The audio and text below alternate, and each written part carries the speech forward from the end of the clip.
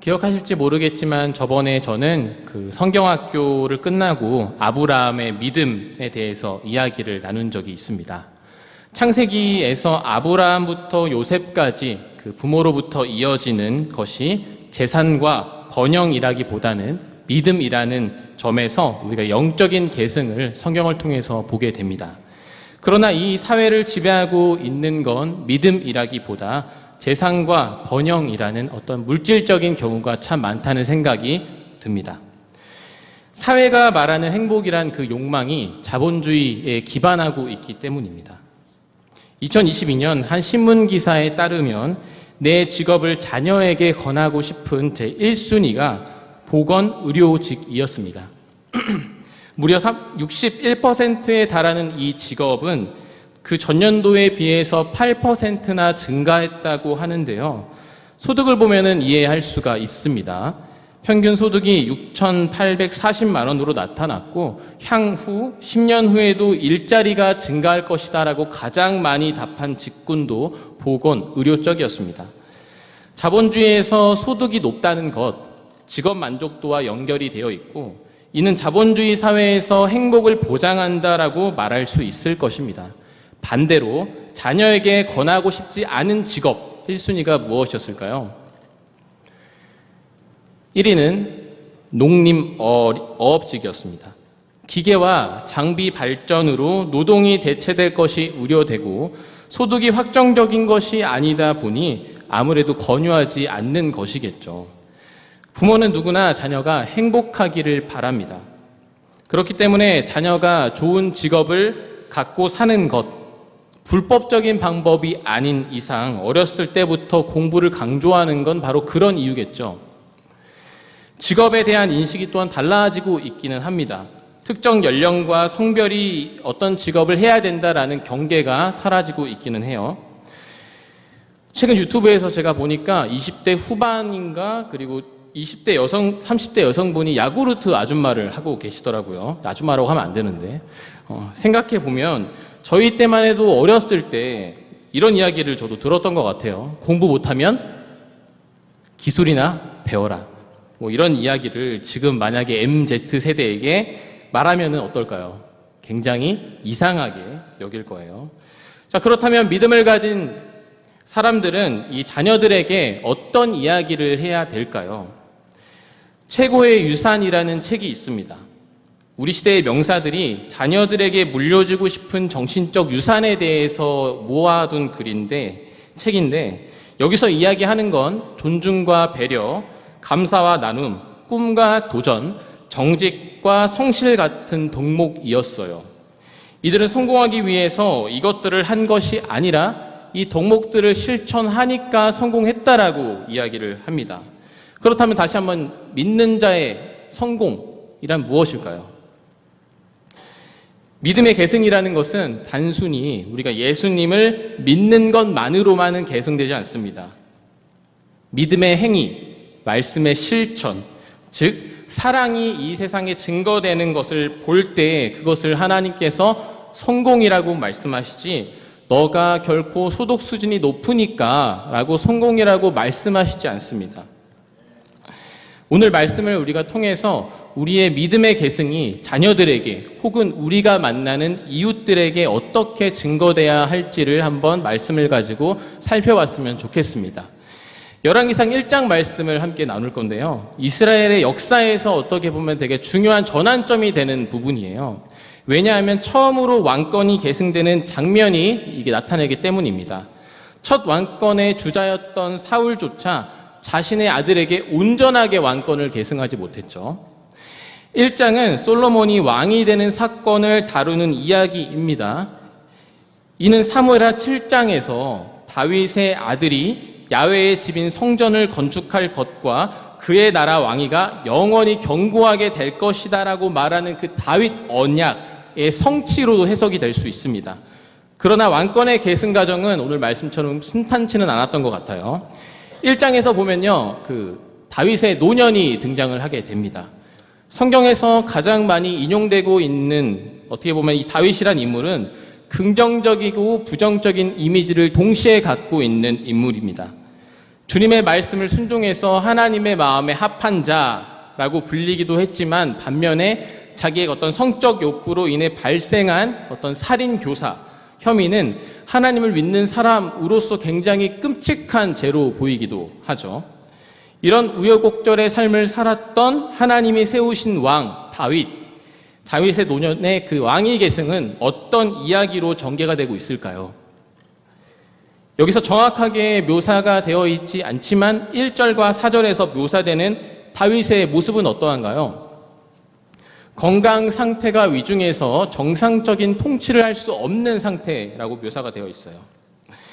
2절에 보시면 다윗의 몸이 따뜻하지 않았고 신하들이 아비삭이라는 아름답고 젊은 여인을 데려와 품에 눕게 하여 따뜻하게 하자고 할 만큼 쇠약한 상태로 보입니다.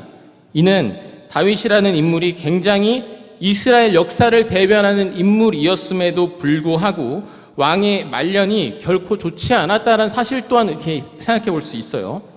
그 이후 발생하는 자신의 넷째 아들 아도니아가 왕권을 가지려는 어떤 사건과 이를 막으려는 나단과 밧세바의 중재에서 애초에 다윗은 이를 정확히 알 수 없을 정도로 쇠약한 몸이었다라는 사실을 오늘 본문에서 찾아볼 수 있습니다.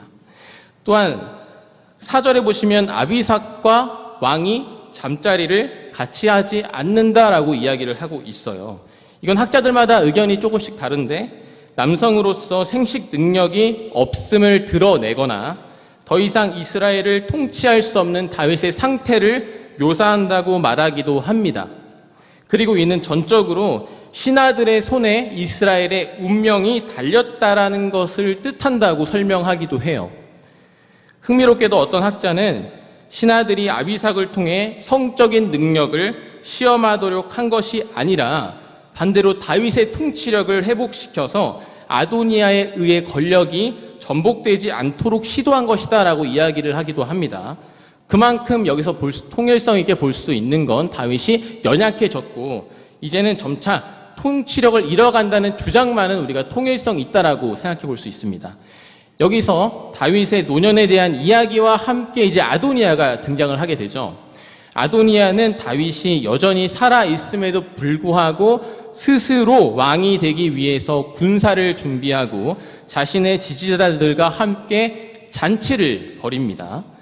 우리가 비슷한 인물로 압살롬을 또 이야기를 할 수가 있죠. 압살롬도 자신을 위해서 병거, 말들, 호위병 50명이라는 내용이 있는데요. 굉장히 유사하죠. 그러나 압살롬의 행위에 대해서는 반역이라고 기록되어 있지만 이 아도니아의 행위에 대해서는 반역이란 단어가 없어요. 다윗은 이런 아도니아에게 한 번도 참견하지 않았다라고 설명을 하고 있습니다. 이 일이 얼마나 위중한지 그 나단과 밧세바를 통해서 표현이 되고 있는데요. 또한 아도니아 편에 섰다고 나오는 다윗의 군대 장관인 요압과 제사장 아비아달이 기록되어 있는데 다윗이 이를 어떻게 해서 대처했다는 구절이 등장하지 않습니다. 그만큼 다윗은 나단과 밧세바가 아니었으면 그게 진실로 반역인지도 모르는 어떤 쇠약한 상태라는 사실을 오늘 본문에서 우리가 볼 수 있는 거죠. 그 가정을 묘사하는 열왕기상 1장은 다윗의 노년과 믿음의 계승이 어떤 가정으로 펼쳐졌는지를 우리가 생각해 볼 수가 있습니다. 먼저 요약하자면 열왕기상 1장에서의 주요 사건은 다윗이 노쇠하고 난 후에 넷째 아들 아도니아가 왕이 되겠다는 선포가 있었고 이것을 본 나단이 솔로몬의 어머니인 밧세바에게 다윗에게 가서 솔로몬이 왕의 보좌에 앉을 것이다 라고 약속했던 말씀을 전하게 되는 그런 사건이 있죠. 다윗은 그래서 솔로몬을 왕위에 세우게 되는 그런 일련의 과정들이 있습니다. 말씀에서 믿음의 계승을 설명하는 방식은 이 아도니아와 솔로몬을 비교할 때 조금 더 명확하게 우리가 알 수가 있습니다. 오늘 말씀에서 아도니아가 스스로 왕임을 선포할 때는 하나님의 약속이 전혀 드러나지가 않습니다. 그저 형식상 자신을 따르는 자들과 제사를 드리고 잔치를 드렸다는 것밖에는 묘사가 되지 않아요. 이게 왜 중요할까요? 이는 하나님께서 약속하신 다윗 언약을 파괴하려는 것이고 스스로의 뜻대로 왕위를 계승하려는 그런 욕망이 있었기 때문입니다. 또한 아도니아를 성경에서 어떻게 표현하고 있죠? 아도니아가 외모가 굉장히 출중했다고 이제 나와 있죠. 우리가 아까 전에도 말씀드렸지만 마찬가지로 압살롬을 떠올릴 수가 있고 그 전 인물인 우리가 누구를 떠올릴 수 있을까요? 네, 바로 사울을 떠올릴 수가 있겠죠. 여호와께서 사울을 버릴 때 사무엘에게 하시는 말씀이 무엇이었습니까? 외모를 보지 않고 무엇을 보라? 네, 중심을 보신다고 말씀하셨죠.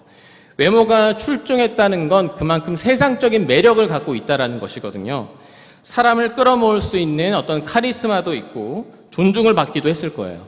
아도니아를 따르는 사람을 보면 굉장히 흥미로운 또 부분이 있는데요. 그 인물, 대표적인 인물은 요압이라는 인물입니다. 오늘도 말씀에 나오죠. 요압이 어떤 인물이었냐면요. 먼저는 다윗의 조카이자 군대 장관이었습니다. 성경에서 그는 굉장히 기회주의자이고 출세지향적인 인물처럼 보여져요. 그가 이스보셋의 군대 장관인 아브넬이 다윗의 편으로 이제 전향을 했음에도 불구하고 그 과정에서 요압이 그를 성문으로 부른 다음에 속여서 바로 죽여버린단 말이죠.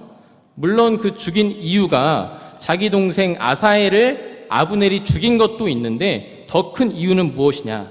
아브넬이 자신의 군대 장관의 경쟁자였기 때문이었어요. 이 사건을 다윗은 굉장히 비난하죠. 또한 무자비한 인물처럼 보이기도 한데요. 다윗이 에돔을 정복하고 나서 요압은 6개월 동안 거기 머무르면서 에돔 남자들을 모조리 죽여버리기도 하고 다윗의 아들인 압살롬의 반역을 저지하고 죽여버리기까지 합니다.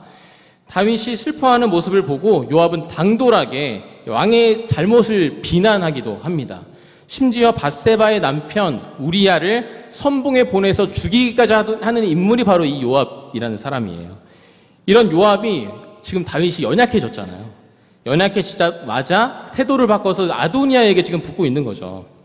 왜냐하면 겉으로 보였을 때 자기에게 유익이 될 상황이 누구냐 했을 때 그게 바로 아도니아였기 때문이었어요. 열왕기상 2장에서는 다윗은 요압을 아브넬과 아마사를 부당하게 살해한 일을 떠올리면서 이렇게 저주를 하거든요. 그 백발로 평안히 음부에 내려가지 못하게 하라라고까지 유언을 하는 장면이 나옵니다. 그만큼 다윗 시대를 대표하는 악역이라고도 생각할 수 있을 것 같아요. 그는 다윗에게 충성을 다하기도 했지만 여차하면 배신할 준비 또한 되어 있는 그런 출세지향적인 인물이었습니다. 그렇다면 오늘 말씀에서 이 솔로몬이 왕이 되는 과정은 또 어떨까요? 좀 구체적으로 이야기가 되고 있어요. 32절에서 39절에서는 그 과정이 이제 설명이 되어 있는데요. 제사장 사독과 예언자 나단이 특정한 장소인 기온 샘으로 내려가서 올리브 기름을 붓고 나팔을 불며 솔로몬 왕 만세를 외치고 돌아오는 것까지 그 과정을 이제 하게 됩니다. 굉장히 구체적이죠. 이것을 모두 지킨 솔로몬은 왕권을 계승받게 됩니다. 이 과정에서 또 중요한 인물 나단과 밧세바를 생각해 보면요. 나단은 하나님의 말씀을 따르고 가르치던 선지자이자 역사가였습니다. 나단은 다윗이 하나님 앞에 바로 서도록 이제 밧세바 사건 이후에 비유를 들어서 그를 책망한 인물이기도 했고 하나님의 나라가 잘 세워질 수 있도록 굉장히 큰 역할을 했던 대표적인 선지자 나단 인물이죠. 그의 이름은 예수님의 족보에 기록될 정도로 굉장히 충성된 하나님의 백성이었습니다. 밧세바는 또한 어떻습니까? 그녀는 다윗에게 피해를 당한 여성이지만 주님께서는 밧세바의 자녀인 솔로몬에게 왕위를 계승하게 하시죠. 밧세바의 이름의 뜻을 보니까요, 맹세의 딸이라는 뜻을 갖고 있습니다. 이는 성경에서 굉장히 중요한 역할을 하고 있다는 것을 볼 수 있습니다. 그가 거짓없이 주님의 이름으로 맹세하고 있음을 드러내기 때문인데요. 17절에 보시면 밧세바가 이전에 다윗이 솔로몬이 왕이 되어야 한다는 말을 여호와의 이름으로 맹세했다라고 표현하면서 다윗을 설득하는 모습이 나와요. 이는 밧세바의 이름과 관련지어서 우리가 생각해 볼 수가 있는 것이죠. 이 때문인지 모르겠지만 밧세바도 예수님의 족보에 들어가 있습니다. 만약 밧세바가 다윗을 설득하지 못했다면 어떤 역사가 있을지 모를 일이죠. 여기에는 거짓 없는 여호와의 이름으로 맹세함, 그런 밧세바가 있습니다. 이처럼 아도니아와 솔로몬이라는 인물이 동일하게 다윗의 아들이었지만 둘은 명확하게 하나님 앞에서 다른 태도를 취하고 있었다는 사실을 이 성경 1장에서 찾아볼 수가 있는 거죠. 우리도 아도니아와 마찬가지로 그럴 때가 있는 것 같아요. 하나님의 자리를 스스로 취하려고 하는 그런 모습이 있어요. 특히 자신의 능력이 뛰어나다고 생각하는 어떤 교만은 이 사회에서뿐만 아니라 교회에서도 드러날 수 있습니다. 그리고 그렇게 잘난 사람들은 자기가 잘난 거를 너무나 잘 알아요. 그 재미에 취하면은 이제 연예인들이 말하는 그 연예인병에 걸리는 거예요. 대우받고 싶고 그 대우가 너무나 정당하다라고 생각하게 되는 거죠. 그래서 성경에서는 계속 말하는 거예요. 교만하지 말고 겸손해야 된다라는 이야기를 계속하게 되는 거죠. 이게 왜 그러냐면은 아담으로부터 온 속성이기 때문에 그래요. 하나님이 보이지 않는다고 그 자리를 내가 차지하고 싶은 욕망, 교만에서 나온 거죠. 저 같은 목회자도 가장 빠질 수 있는 함정이 바로 그런 거죠. 가령 이제 섬김을 설교하면서 정작 자신은 섬김에 빠져서 대우를 받으려고 하는 못된 심보가 제 안에도 계속해서 꿈틀거리는 것입니다. 설교하면서 계속해서 스스로를 말씀에 비춰보고 자신을 점검하는 것도 중요한데 오늘 말씀을 보면 주변을 보는 것도 굉장히 중요해 보여요. 사실 목회자는 주로 혼자 생각할 경우가 좀 많다고 보여지거든요. 사실 그래서 고인물이 썩는다고 나단과 같은 사람이 옆에 없으면 자신 계속해서 그 상태에 머무르게 되는 거예요. 자기의 생각에. 자신의 생각에서 머물지 않기 위해서 저는 그런 것 같아요. 하나님께서 모이기를 계속하라고 말씀하시는 것 같아요. 그래서 모여서 말씀을 보고 기도하는 자리가 굉장히 중요한 거죠. 한편으로 이런 생각을 했어요. 기도는 영적인 것이기도 하지만 시각적이고 청각적인 것이기도 해요. 기도하는 자리에서 우리가 서로 중보하는 모습을 보게 되잖아요. 그러면 그것을 보고 우리 안에 그 썩은 물이 좀 정화가 된다고 느껴지거든요. 이제 혼자 기도하면 이것이 잘 느껴지지 않아요. 단순히 이렇게 함께 기도하면 하나님이 기도를 더 잘 들어주신다는 어떤 효력이 있는 것이 아니라 하나님께 함께 나아가려고 애쓰는 모습, 서로를 위한 중보의 모습, 그 시간이 얼마나 소중한지를 깨닫게 해주기 위해서 말씀에서 계속해서 모이라고 강조하고 있는 거죠.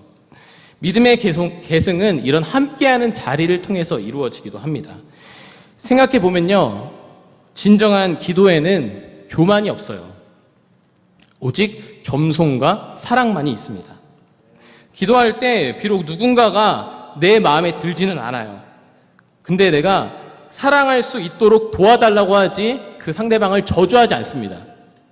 그래서 말씀에 쉬지 말고 기도하라고 하는 거예요. 왜요? 그 사랑의 마음이 식어지지 않게 하기 위해서 기도하라고 하시는 거예요. 믿음의 계승은 이런 모습, 우리의 그런 모습을 통해서 계속해서 계승이 되는 거예요. 자녀들이 기억하는 건 어떻게 보면 특정한 기도 제목일 수 있지만 꾸준히 나를 위해서 기도하는 그 모습이 기억에 남는 거거든요. 말씀을 마무리하고자 합니다. 결론적으로 여기서 왕이 세워지는 계승의 과정은 하나님의 약속으로 인한 것이었습니다. 하나님의 약속이란 우리가 가진 능력에 있지 않다라는 걸 말씀해주고 있어요. 성경에서 우린 하나님의 독생자이신 예수님을 보면서 우리가 믿음의 계승을 더욱더 잘 배울 수가 있어요. 하나님께서는 예수님에게 결코 좋은 집안을 허락해 주시지 않으셨습니다. 또한 잘생긴 외모도 아니었다고 여러 학자가 추측을 하기도 해요. 그러나 그에게 무엇을 주셨죠? 하나님께서 무엇을 예수님에게 계승해 주셨습니까? 하나님께서 세상을 어떻게 사랑하시기로 결단하셨는지와 그 뜻을 순종하는 예수님을 통해서 그 믿음의 계승을 우리한테 보여준 거예요. 족보를 통해서 구약에서부터 이루어지는 믿음의 계승이 예수님의 사랑으로 성취가 되고 있는 거죠. 우리는 믿음의 계승을 지금도 이어받은 자입니다. 하나님께서 우리에게 허락하신 약속은 너희가 어떤 명예 있는 그런 왕이 될 것이다. 세상적 명예가 아니라 나와 같이 사랑의 제사장으로서 누군가에게 그 사랑을 집행하는 역할로 살아가는 것입니다. 우리의 믿음의 계승이 멈추지 않기를 소망합니다. 약속하신 말씀을 따라서 살아가고 그 사랑을 증거하는 그런 믿음의 계승자로 살아가시기를 소망하고 축복합니다. 기도하겠습니다. 하나님 아버지 감사합니다. 오늘도 함께 이렇게 말씀을 나누게 하시고 믿음의 계승이라는 제목을 가지고 그 말씀을 나누었습니다. 우리 안에 너무나 교만이 많아서 아도니아처럼 하나님의 자리에 오르고자 하는 교만이 꿈틀거릴 때가 너무나도 많습니다. 그 가운데서 우리가 서로를 위해서 그때마다 기도하게 하시고 그 사랑의 계승을 매일매일 증거하며 살아갈 수 있도록 주님 함께하여 주시옵소서. 감사드립니다. 예수님의 이름으로 기도합니다. 아멘.